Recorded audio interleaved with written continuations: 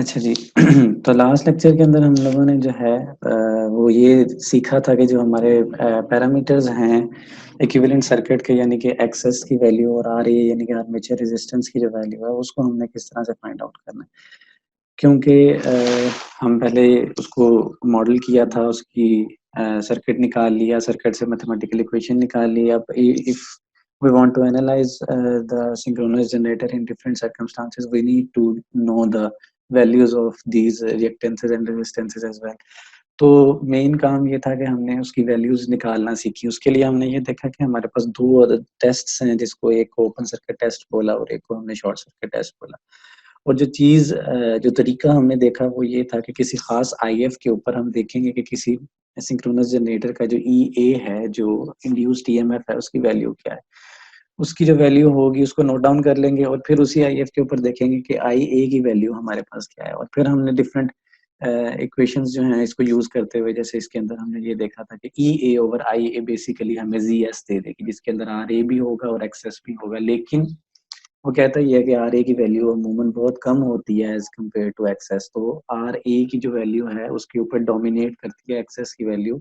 तो अगर हम यहाँ पे Xs equals to E A over I A लिख दें तो हम कह सकते हैं कि अप्रोक्सीमेटली इक्वल है आपकी रिएक्टेंस ऑफ द स्टेटर के। तो बेसिकली हो क्या रहा है यहाँ पे, हम एक्सेस की वैल्यू निकाल रहे हैं। आर ए की वैल्यू अभी तक हमने नहीं देखा कि हम कैसे निकाल सकते हैं। तो आर ए की वैल्यू निकालने के लिए वो कहता है कि आप एक काम ये करेंगे कि जो आपकी आर्मेचर वाइंडिंग है बेसिकली, क्योंकि हमें रेजिस्टेंस की वैल्यू चाहिए, उसको हम डीसी सोर्स के साथ कनेक्ट कर देंगे और एज ए रिजल्ट देख लेंगे कि हमने कितने वोल्टेजेस दिए और साथ एमीटर लगा देंगे तो देखेंगे कितना करंट फ्लो किया। तो वोल्टेज और करंट दोनों हमारे पास हैं, तो हम by using Ohm's law R की वैल्यू फाइंड कर सकते हैं। अब वो ये बोलता है कि आर ही क्यों निकलता है, इससे एक्सेस का क्यों नहीं रहता। तो ऑब्वियसली हम अगर उसे डीसी दे रहे हैं तो उसकी फ्रीक्वेंसी जीरो है, और फ्रीक्वेंसी जीरो है तो इसका मतलब ये हुआ कि रिएक्टेंस जो है वो वहाँ पे नहीं होगी।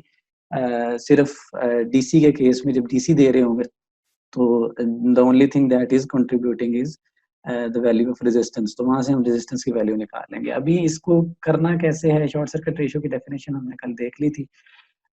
इसमें एक एग्जांपल है पेज नंबर 287 के ऊपर, जिसके अंदर वो निकाल के दिखाता है कि वैल्यूज किस तरह से निकालनी है। ये एग्जांपल 5-1, इसके अंदर वो क्या कह रहा है कि एक 200 kVA 480 volts 50 hertz Y connected synchronous generator with a rated field current of 5 amps was tested.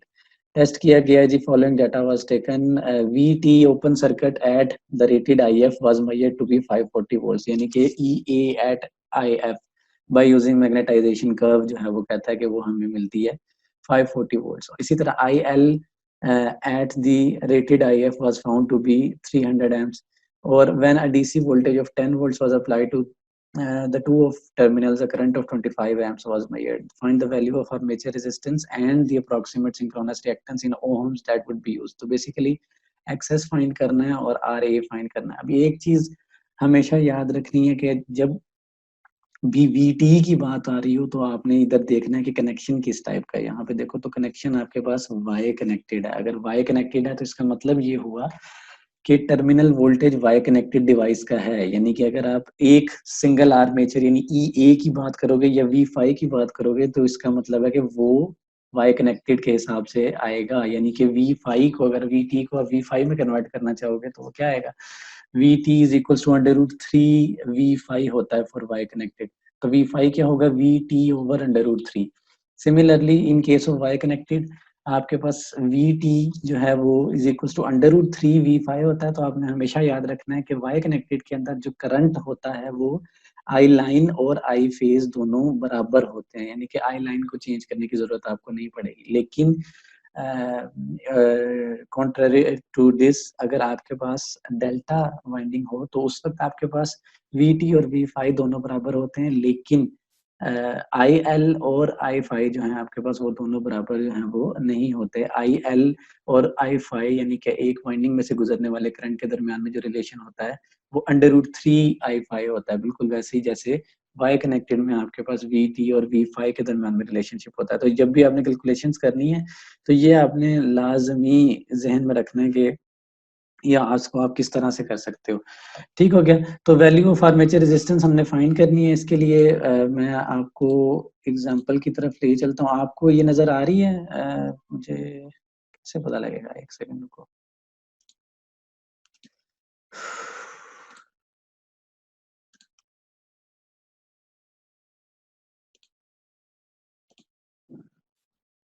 अच्छा जी, मुझे बताएंगे ये नजर आ रही है स्क्रीन आपको जिसके अंदर ये बुक है? सर पहले आ रही थी, अभी नहीं आ रही। अब आ रही है? नहीं सर। अभी भी नहीं आ रही? No sir, black black. अब आ रही थी सर, फिर गायब हो गई। चलो अब आ रही है। नो सर, अभी आ गई है सर। चलो ठीक है, म्यूट कर लो। Thank you. अच्छा, एग्जाम्पल के अंदर अगर आप देखो तो इसके अंदर क्या है कि एक वही जो स्टेटमेंट तो हम ऑलरेडी पढ़ चुके हैं। तो 200 केवीए का आपके पास जो जनरेटर है, हमें सबसे पहले उसने फाइंड करने को ये बोला है कि आप हमें आर्मेचर रेजिस्टेंस की वैल्यू फाइंड करके दो। अभी अगर आप जहन में रखो कि रेजिस्टेंस की वैल्यू हमने कैसे फाइंड करनी थी, हमने फाइंड करनी थी डीसी कनेक्ट करके। ठीक है। तो अब अगर डीसी आप दो टर्मिनल्स, क्योंकि 3 फेज है तो इसके 3 टर्मिनल होंगे, अगर आप दो टर्मिनल्स के साथ डीसी कनेक्ट करोगे तो इसका मतलब क्या हुआ कि जब आप दो टर्मिनल्स के साथ डीसी कनेक्ट करोगे और ये जो है वो एक स्टार कनेक्टेड चीज है, तो आप अगर जहन में लेके आओ, इमेजिनेशन में लेके आओ कि स्टार के दो टर्मिनल्स के साथ आपने डीसी कनेक्ट की है, तो वो दरमियान में जो करंट फ्लो करेगा वो थ्रू टू वाइंडिंग्स फ्लो करेगा। इसका मतलब ये है कि वो जो रेजिस्टेंसेस दो वाइंडिंग्स की आ रही है, यानी कि डबल आएगी इसके अंदर। तो बेसिकली क्या है, वो कहता है V D C over I C, I D C जो है ये इज इक्वल टू 2 RA होगा। 2 RA क्यों होगा? क्योंकि हमारे पास दो कॉइल्स उसके अंदर आ रहे होंगे, स्टार कनेक्टेड है, तीसरे को तो हमने छेड़ा ही नहीं, लेकिन सर्किट कंप्लीट करने के लिए उसे दो कॉइल्स में से गुजरना पड़ेगा, दो आर एज में से गुजरना पड़ेगा। तो इस वजह से उसने यहाँ पे 2 RA लिखा है। तो 2 RA is equal to V D C over I D C. Similarly R A की वैल्यू क्या होगी? वी डी सी उसने क्या कहा है, कितनी दी है? हमने 10 वोल्ट्स दी है और current of 25 amps was measured. तो वैल्यू पुट कर ली 10/25, और टू जो है वो इधर आ गया आपके पास, आर ए की वैल्यू आ गई 0.2। तो सबसे पहले तो काम जो है वो हमारा यही हो गया। ठीक है। उसके बाद हमने क्या किया जी, इंटरनली जनरेटेड वोल्टेज जो है आपके पास वो क्या होगा? ठीक है। तो इंटरनली जनरेटेड वोल्टेज हमने देखा था कि वो हमारे पास बराबर होता है एट नो लोड कंडीशन ई ए के, लेकिन वो वी फाइव बराबर होता है, वी टी नहीं होता। हमें यहाँ पे वी टी के बारे में दिया हुआ है कि वो 540 वोल्ट्स है। तो बेसिकली क्या है कि हम वी की वैल्यू जो है वो निकालेंगे कि वी फाइव की वैल्यू क्या होगी। तो वी टी जो है वो 540 है, तो वी फाइव क्या होगा? ऑब्वियसली 540 डिवाइडेड बाय √3, जैसे हमने पहले डिस्कस किया है, तो 311.8 वोल्ट्स जो है ये आपके पास वी फाइव है। और ये जो वी फाइव है यही ई ए है। क्यों? क्योंकि ओपन सर्किट की बात हो रही है, वी टी ओ सी की बात हो रही है। ओपन सर्किट पे ई ए और वी फाइव दोनों एक दूसरे के बराबर होते हैं। तो the short circuit current I A is just equal to the line current since the generator is Y connected. तो आई ए शॉर्ट सर्किट जो है आपके पास वो क्या है? Obviously I L short circuit के बराबर है जो 300 एम्प्स। मैंने आपको बोला क्योंकि वाई कनेक्टेड है तो करंट्स आर्मेचर और लाइन दोनों एक दूसरे के क्या होंगे? बराबर होंगे। तो वो कहता है कि हम अगर फाइंड करना चाहें कि हमारे पास क्या रिएक्टेंस होगी, तो उसकी वैल्यू हम यहाँ से निकाल सकते हैं, आर ए का स्क्वायर प्लस एक्स का स्क्वायर होल का under root is equal to E A over I A. अब ई ए की वैल्यू निकाल चुके, आई ए की वैल्यू निकाल चुके, आर ए की वैल्यू निकाल चुके, एक्सेस की निकालनी है। यहाँ से अगर आप वैल्यू पुट करो तो एक्सेस की value it comes out to be 1.02 ohms. अब वो कहता है कि सिर्फ चेक करने के लिए हमने जिस तरह बोला था कि अब एक्सेस जो है वो अप्रोक्सीमेटली इक्वल्स होता है ई ए ओवर आई ए के, अगर हम आर ए को इग्नोर करें। तो वो कहता है अगर हम चेक करें कि कितना फर्क पड़ता है अगर हम आर ए को इग्नोर करें to the value of Xs, ताकि हमें अंदाजा हो कि हम इग्नोर कर सकते हैं या नहीं। तो उसने दोबारा से एक्सेस की value Lee E A over I ए, तो वो निकली 1.04। तो वो कहता है कि अगर हम दोनों को कंपेयर करें, the one in which we took the value of RA into account and the one in which we didn't take the value of RA into account, तो जो डिफरेंस है वो 1.02 ohms in case of RA, और in case of without R A हमारे पास जो value निकली है वो 1.04 ohms निकली है। तो बेसिकली डिफरेंस कोई खास नहीं है। इसका मतलब ये हुआ कि हम इसको कर सकते हैं, आर ए की वैल्यू को जो है वो इग्नोर कर सकते हैं। तो अगर हम दोबारा से देखें इसके ऊपर, कि ये हमारे पास आ गई थी इसकी वैल्यू, ठीक है।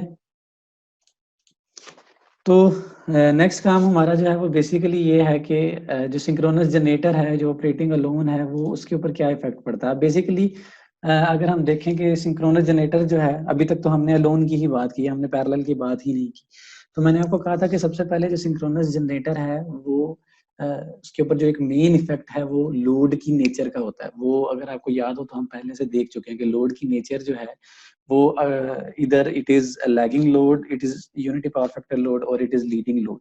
होता क्या है कि हमने इसका जो इफेक्ट है वो हमने देख लिया था तीनों केसेस के अंदर कि हमारे पास जब तीनों डिफरेंट नेचर्स के लोड जो है वो कनेक्टेड होते हैं तो एज ए रिजल्ट हमारे पास जो है वो वी फाई के ऊपर क्या इफेक्ट पड़ता है if we are taking the I F constant. और अगर हम नहीं आई एफ को कांस्टेंट ले रहे तो फिर in order to make the V phi constant हमें आई एफ को कितना बदलना पड़ता है। इसके बारे में हमने फेजर डायग्राम्स के साथ थोड़ा सा देखा था। तो इसमें भी यही बात कर रहा है कि the behaviour of synchronous generator under load varies greatly depending on the power factor of the load and on whether the generator is operating alone or in parallel। तो वो कहता है या तो इस चीज पर डिपेंड करता है कि लोड का पावर फैक्टर क्या है, या फिर इस चीज पर डिपेंड करता है कि जो जनरेटर है वो क्या अकेला ऑपरेट कर रहा है या पैरेलल में किसी और चीज के साथ कनेक्टेड है। तो अभी वो कहता है लोन के बारे में अगर हम देखें तो आई आई आर ए को हमने एक दफा फिर देख लिया कि इसका इफेक्ट बहुत थोड़ा होता है। तो वो कहते हैं इसको इग्नोर करते हुए हम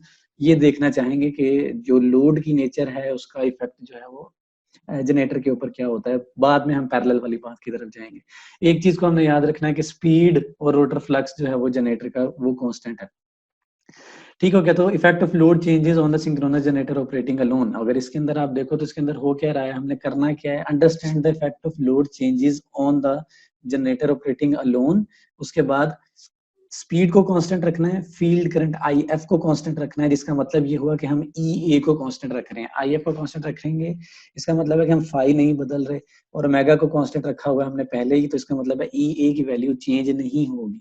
consider the three different type of load connected and analyse the effect of changes in the load. अगर आप देखो लैगिंग लोड के अंदर तो ये दो डिफरेंट सिनेरियोज क्या क्या हैं। एक सिनेरियो वो है जिसमें आई ए की वैल्यू कम है, और एक सिनेरियो वो है जो डैश वाले के साथ है उसमें आई ए की वैल्यू ज्यादा है।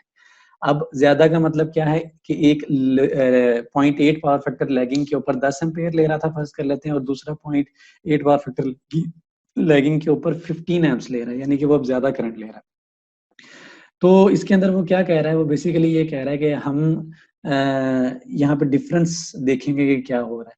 अब लैगिंग लोड है, अगर पहले हमारे पास सिंपल वाले केस में देखें, ई ए वाले केस में, जे एक्स आई ए वाले केस में और वी फाइव वाले केस में, तो इस केस में हमारे पास जो लोड था वो कम लैगिंग था, ठीक है, वो कम लैगिंग था, तो इसकी वजह से जो वी फाइव की वैल्यू थी वो यहाँ तक आ रही थी, ये वी फाइव था, ठीक है। फिर हमने क्या किया, हमने आई एफ को कांस्टेंट रखा, लेकिन हमने लोड का जो आई ए था उसको इंक्रीज कर दिया, या उसका जो लैगिंग नेचर थी उसको हमने इंक्रीज कर दिया। तो इंक्रीज करने से हुआ क्या कि ई ए ने तो कांस्टेंट रहना है, ई ए ने कांस्टेंट रहना है, और इस लाइन ने लंबा होना है। जब इस लाइन की लेंथ ने इंक्रीज होना है तो इसका मतलब वी फाइव पीछे की तरफ जाएगा।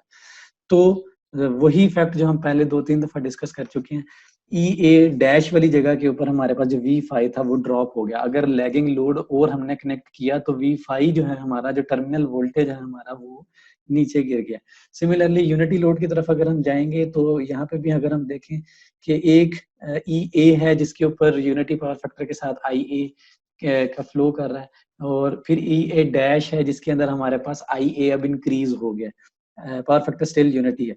तो वो कह रहा है कि वी फाइव से वी फाइव डैश पे जा रहा है, हमारा जो वोल्टेज है टर्मिनल वोल्टेज वो डिक्रीज जरूर हुआ है, लेकिन उसका जो मैग्नीट्यूड है वो उतना नहीं है जितना इसके केस में था, क्योंकि इसके अंदर हमारे पास बेशक ई ए हमने यहाँ पे भी कांस्टेंट ही रखा है, लेकिन हमारे पास ये लाइन स्ट्रेट है, और अगर इसकी हम वैल्यू को इंक्रीज करते हैं तो जो डिफरेंस आता है इसको पूरा ट्रायंगल बनाने के लिए वो इतना ज्यादा नहीं आता।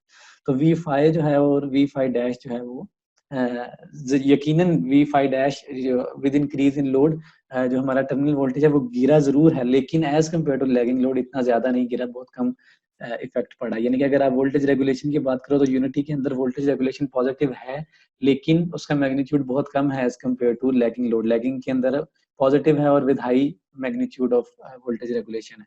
फिर अगर लीडिंग लोड की तरफ अगर आप जाओ तो लीडिंग लोड में क्या हुआ, ई ए की वैल्यू सेम रखी है हमने और फिर वी फाई के ऊपर जो है वो इफेक्ट देखा है। तो ई ए यानी कि इसके केस में हमारे पास आई ए की वैल्यू कम थी और आई ए डैश की वैल्यू फिर ज्यादा हुई। एज ए रिजल्ट हमें पता है कि टर्मिनल वोल्टेज जो है वो इस फिगर से भी अगर आप देखो तो ई ए की वैल्यू सेम रखनी है। तो ये ट्रायंगल पूरी करने के लिए ये जब लेंथ इंक्रीज होगी तो ये जो वी फाइव डैश की वैल्यू है वो अब इंक्रीज करनी पड़ेगी, वो आगे जाएगी हेड टू टेल लोड से। तो बेसिकली क्या हुआ कि with increase in leading load हमारा जो टर्मिनल वोल्टेज था वो डिक्रीज होने की बजाय अब इंक्रीज हुआ है। तो इसका मतलब इस केस के अंदर हमारे पास जो वोल्टेज रेगुलेशन है वो नेगेटिव में है। ठीक है, तो विद इंक्रीज इन लोड हमारा जो टर्मिनल वोल्टेज है वो इंक्रीज हो रहा है। ये सारी चीजें उस वक्त तक ऐसे ही रहेंगी जब तक हमने आई एफ को कांस्टेंट रखा है, यानी फाई को कांस्टेंट रखा है, ओमेगा को कांस्टेंट रखा है, इन टर्न ई ए को कांस्टेंट रखा है। हम कर क्या रहे हैं, हमने ई ए को कांस्टेंट रख के वी फाई के ऊपर जो इफेक्ट पड़ रहा है बाय चेंजिंग द लोड वो देखा है कि वो क्या है। सिमिलरली जैसे मैंने आपको एग्जांपल दी थी जब हमने इसी तरह की एक डायग्राम पीछे पड़ी थी कि मैंने एक जनरेटर के साथ एक लोड कनेक्ट किया है और उस लोड का मेरे पास क्या है बेसिकली कि मैंने ये देखा कि अगर वो 10 एम्पेयर ले रहा था तो मेरा जो लैगिंग लोड था इन केस, अगर वो 10 एम्पेयर ले रहा था तो मेरा जो टर्मिनल पे वोल्टेज था वो 210 वोल्ट था। जब वो 15 एम्प्स लेने लग गया तो वो वोल्टेज 205 पे आ गया। वो इसी तरह 20 लेने लग गया तो ये 200 पे चला गया। अब लैगिंग नेचर इंक्रीज होती जा रही है, आई ए की वैल्यू भी बढ़ती जा रही है। अगर मैंने उसको हटा के उसकी जगह लीडिंग पावर फैक्टर वाला लोड लगा दिया जो स्टिल 10 एम्प्स ले रहा है तो मेरा जो वोल्टेज था वो 210 की बजाय 220 पे चला गया, यानी कि इंक्रीज हो गया। ये एग्जांपल मैंने आपको पहले से दी थी। तो ये बेसिकली लोड का इफेक्ट बता रही है आपके सिंक्रोनस जनरेटर के ऊपर जो अकेला काम कर रहा है। तो कंक्लूजन हमारे पास क्या है कि अगर लैगिंग लोड कनेक्टेड है यानी कि प्लस क्यू का मतलब क्या है, वो लोड जो कंज्यूम करते हैं रिएक्टिव पावर, और inductive reactive power loads are added to the generator V5 and the terminal voltage VT decreases significantly. ये पहला वही बात जो हमने की। दूसरा, if unity power factor load with no reactive power are added to the generator there is slight decrease in V5 and the terminal voltage. Slight decrease होगा लेकिन डिक्रीज होगा जरूर। इफ लीडिंग लोड यानी कि -Q और capacitive reactive power यानी कि जो प्रोवाइड कर रहे हैं रिएक्टिव पावर, इस तरह के लोड अगर कनेक्ट किए जाएंगे तो V5 and the terminal voltage will rise. तो ये बेसिकली हमारा जो है वो इसके ऊपर इफेक्ट है। तो वोल्टेज रेगुलेशन की अगर आप बात करें तो synchronous generator operating eight A lagging power factor has fairly large positive voltage regulation. जाहिर बात है जैसे हमने पहले देखा अगर बहुत ज्यादा डाउन होगा तो पॉजिटिव वोल्टेज रेगुलेशन होगी, उसका मैग्नीट्यूड ज्यादा होगा। Operating eight unity power factor has a small positive voltage regulation and while the generator operating at the leading power factor will often have negative voltage regulation. तो उसकी negative voltage regulation होगी। तो ज्यादातर हमारा ये होता है, मैंने आपको बोला था कि हमारा जो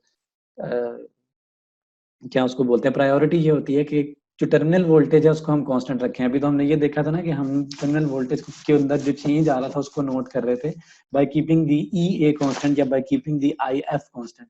तो कहते हैं normally it is desirable to keep the voltage supplied to the load constant. Basically V five जो है वी टी जो है वो लोड को जा रहा है। तो ज्यादातर डिजायरेबल ये होता है कि हम उसको कांस्टेंट रखें जो हमें मिल रहा है। तो उसको हम कैसे कांस्टेंट रख सकते हैं, हमें आई एफ को बदलना पड़ेगा। अगर हमारे पास कोई लैगिंग लोड हमने लगाया है और हमारा वोल्टेज जो है वो 210 से गिर के 200 के ऊपर आ गया है, तो उस 200 को वापस 210 के ऊपर ले जाने के लिए हमें ई ए को बढ़ाना पड़ेगा ताकि कॉरेस्पॉन्डिंग V5 भी बढ़ जाए।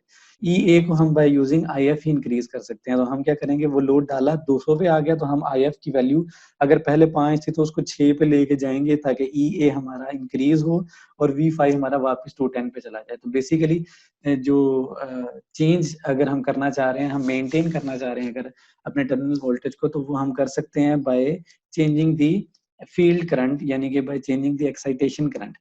तो केस स्टडी में क्या है, suppose that a lagging load is added to a generator then the terminal voltage will fall. वही एग्जांपल जो मैंने भी आपको दिया, to restore it to its previous level decrease the field resistance RF which will increase in current IF, and an increase in IF will increase the flux which in turn will increase EA and which in turn will increase the terminal voltage.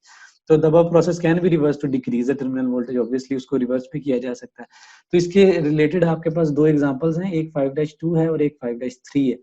तो हम 5-2 को देखते हैं ताकि आपको पता लग जाए 5-2 में है कि वो क्या रहा है, ये बात ज़हन में रखनी है कि 5-2 बताता है कि how must the generator field current be adjusted to keep VT constant, कि अगर हमारे पास लोड बदल रहा है और हम वीटी को कांस्टेंट रखना चाहते हैं तो फील्ड करंट को हम किस तरह से एडजस्ट करेंगे, ये चीज दिखा रहा है 5-2 में। और 5-3 जो है उसमें वो ये दिखा रहा है कि if the load changes and field is kept constant what happens to the terminal voltage, कि अगर फील्ड को आईएफ को हम नहीं बदल रहे और लोड बदल रहा है तो टर्मिनल वोल्टेज के साथ क्या होता है, ये चीज नजर आएगी 5-3 के अंदर। तो ये अगर आप एग्जाम्पल को देखो तो बहुत ज्यादा क्लियरली जो है हम इसको ग्रास्प कर सकते हैं। आई होप कि आपको समझ आ जाएगी। इसके अंदर हम एग्जाम्पल की तरफ मूव करते हैं। ये हमारे पास बेसिकली एग्जाम्पल है जिसके अंदर वो क्या कह रहा है कि a 480 volts 60 hertz delta connected 4 pole synchronous generator has the OCC shown in figure 5-23A। Basically open circuit characteristic जो है उसकी वो आपको शो की हुई है इसके अंदर, ठीक है। तो the generator has a synchronous reactance of 0.1 ohm, ये आपके पास ओपन सर्किट कैरेक्टरिस्टिक है, यानी कि ओसीसी है, मैग्नेटाइजेशन कर्व है, कुछ भी कह सकते हो। इसके एक्स एक्सिस के ऊपर आपके पास फील्ड करंट है और इधर ओपन सर्किट वोल्टेज है। तो वो क्या रहा है कि आर्मेचर रेजिस्टेंस उसने दी हुई है आर ए की value 0.015 ohm. At full load the machine supplies 1200 amps, full load के ऊपर मशीन 1200 एम्प सप्लाई करती है at 0.8 power factor lagging. Under the fully loaded conditions, the friction and windage losses are 40 kilowatts and the core losses are 30 kilowatts. दोनों losses भी दे दिए। Ignore any field circuit losses, यानी कि field circuit losses कोई नहीं है। अब पूछ क्या रहा है what is the speed of rotation of this generator. सबसे पहले तो ये देखो कि इसका जो कॉन्फ़िगरेशन है वो क्या है ताकि हम V5 तक पहुंच सकें। कॉन्फ़िगरेशन जो है वो डेल्टा कनेक्टेड है, इसका मतलब ये है कि V5 और VT दोनों बराबर होंगे, लेकिन IL और I5 जो है वो दोनों बराबर नहीं होंगे, या IA और IL जो है दोनों बराबर नहीं होंगे। IL जो है that must be equals to √3IA। तो बेसिकली हो क्या रहा है कि सबसे पहले V5 जो है और VT जो है ये दोनों बराबर है। While its phase current is related to its line current by equation IL is equals to √3I5। ठीक हो गया, ये वही बात जो मैंने अभी आपको की है। तो सबसे पहले वो पूछ रहा है कि स्पीड ऑफ रोटेशन जो है वो इस जनरेटर की वो क्या होगी। तो इसके लिए उसने हमें दिया हुआ है कि हमारे पास इसकी वो क्या है, फ्रीक्वेंसी क्या है। तो फ्रीक्वेंसी जो है वो 60 हर्ट्ज है। नंबर ऑफ पोल्स भी उसने दिए हुए हैं 4 हैं और 120, यानी कि ये वही 120 F/P से हम Nm की वैल्यू निकाल लेंगे जो कि 1800 RPM है। पहला क्वेश्चन हो गया, how much field current must be supplied to the generator to make the terminal voltage 480 volt at no load. वो कहता है कितना फील्ड करंट जो है वो that must be supplied to the generator to make the terminal voltage 480 volt at no load. अब अगर हम टर्मिनल वोल्टेज को 480 वोल्ट करना चाहते हैं लेकिन एट नो लोड करना चाहते हैं, तो इसका मतलब ये हुआ कि नो लोड कंडीशन के अंदर तो हमारे पास लॉस कोई नहीं होता, जो भी EA है वही हमारे पास VT होगा। और इसके केस में EA और VT दोनों वैसे ही इसमें √3 वाला जो है ऑप्शन वो भी नहीं आता, वो भी प्रॉब्लम नहीं आता। इसका मतलब ये है कि अगर हम ये देखना चाहते हैं कि कितना फील्ड करंट होना चाहिए तो हम स्ट्रेट फॉरवर्डली मैग्नेटाइजेशन कर्व में जाएंगे, देखेंगे 480 वोल्ट्स के लिए हमें कितना फील्ड करंट चाहिए, बस वो फील्ड करंट हमारा जो है आंसर होगा इस क्वेश्चन का। तो बेसिकली यहाँ पे जाके हम देख लेंगे कि 480 के करीब हमें कितना फील्ड करंट चाहिए, ठीक है। 4.8 समथिंग बनेगा या 5 समथिंग बनेगा। तो बेसिकली वो कहता है 4.5 एम्पियर IF होना चाहिए। तो in this machine VT is equals to V5 हमें पता है, since the generator is at no load IA is equals to 0, तो EA is equals to V5, therefore VT is equals to V5 is equals to EA is equals to 480 volts, and from open circuit characteristic in order to get the value of EA to 480 volts we have to adjust the IF to 4.5 amps। ये हो गया। उसके बाद था if the generator is now connected to a load and the load draws 1200 amps at 0.8 power factor lagging, how much field current will be required to keep the terminal voltage equals to 480 volt। अब हुआ क्या है कि अब वो कहता है मैंने इसके साथ लोड लगा दिया है जो 1200 एम्प्स करंट ड्रॉ कर रहा है एट 0.8 पावर फैक्टर लैगिंग।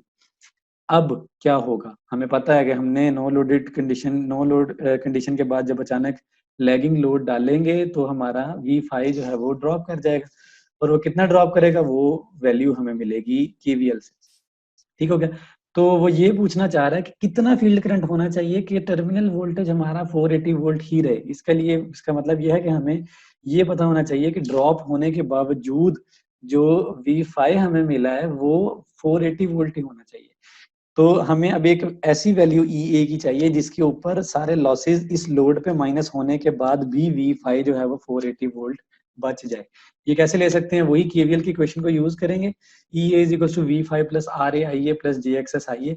यहाँ पे V5 हमें कितना चाहिए, 480 वोल्ट एंगल 0।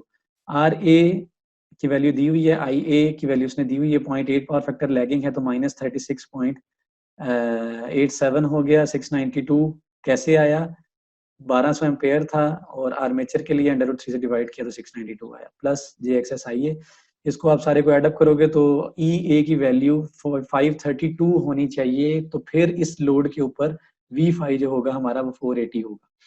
हमने क्या किया, 480 के अंदर लॉसेज ऐड किए हैं ताकि हमें पता लगे कि हमें ई ए पे कितनी वैल्यू चाहिए, क्योंकि हमारे पास जो मैग्नेटाइजेशन कर्व है वो उसके ऊपर ई ए की वैल्यू होती है, तभी हम उसको देख के बता सकते हैं कि आई एफ कितना होना चाहिए। अब in order to get 480 volts at our terminals, we need to have 532 volts induced in our synchronous generator.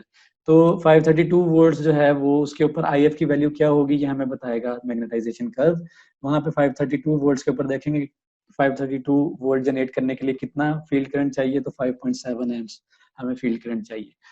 और डी पार्ट के अंदर वो कहता है how much power is the generator now supplying, कितना सप्लाई कर रहा है power, how much power is supplied to the generator by the prime mover, यानी कि पी इनपुट पूछ रहा है, पी आउटपुट पूछ रहा है और ओवरऑल एफिशिएंसी पूछ रहा है। तो पी आउटपुट तो बड़ी आसानी से निकाल लेंगे, वी टी हमें पता है, आई एल हमें पता है, कॉस थीटा हमें पता है, तो under root 3 V T I L cos theta सारी वैल्यूज पुट की 798। फिर वो पूछता है कि इनपुट कितनी है। अभी इनपुट हमें और तो किसी तरह से समझ लग नहीं सकती, हाँ पी आउट हमें पता है, उसके अलावा उसने लॉसेज हमें दिए हुए थे, तो पी आउट के अंदर अगर हम लॉसेज एडअप कर दें तो हमें इनपुट मिल जाना चाहिए।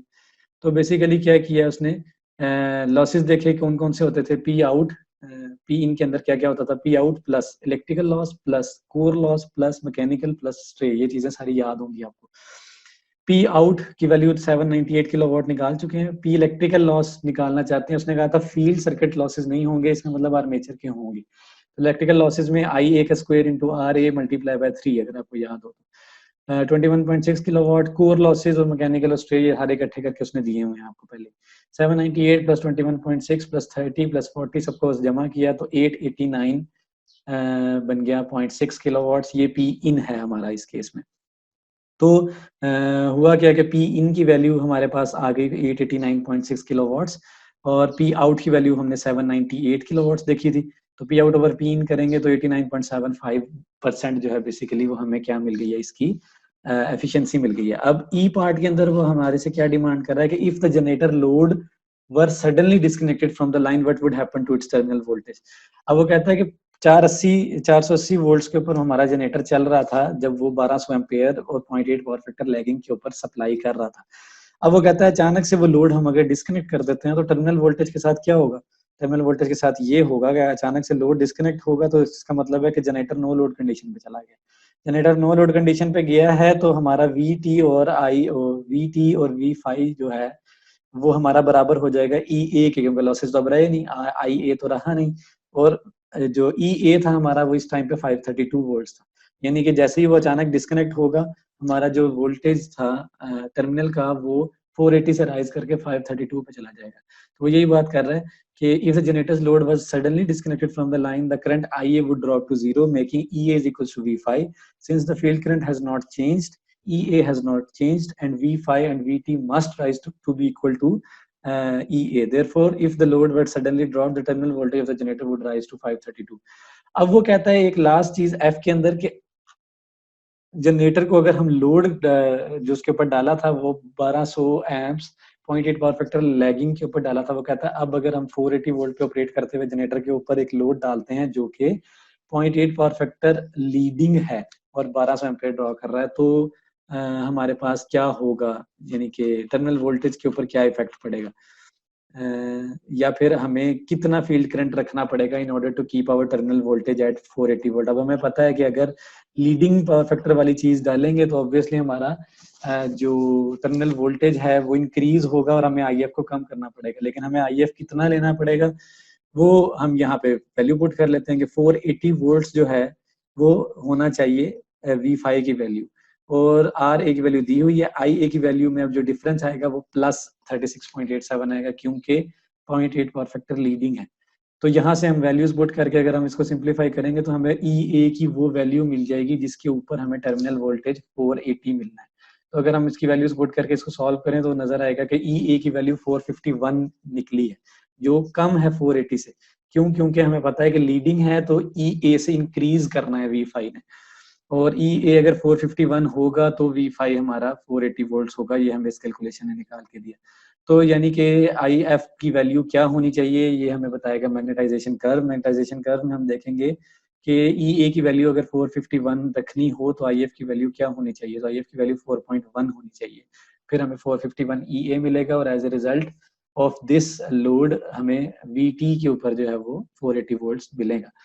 तो बेसिकली अगर हम इसके अंदर देखें तो which type of load needed a larger field current to maintain the rated voltage.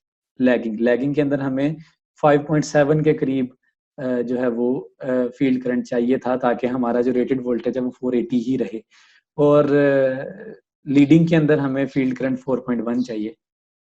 ठीक हो गया। और इसकी रीजन क्या है, रीजन अभी हमने सारी की सारी जो है वो डिस्कस कर लिया। 5-3 जो है वो हम नेक्स्ट लेक्चर में देखेंगे इसे। अभी के लिए हमारा लेक्चर यहाँ पे खत्म होता है।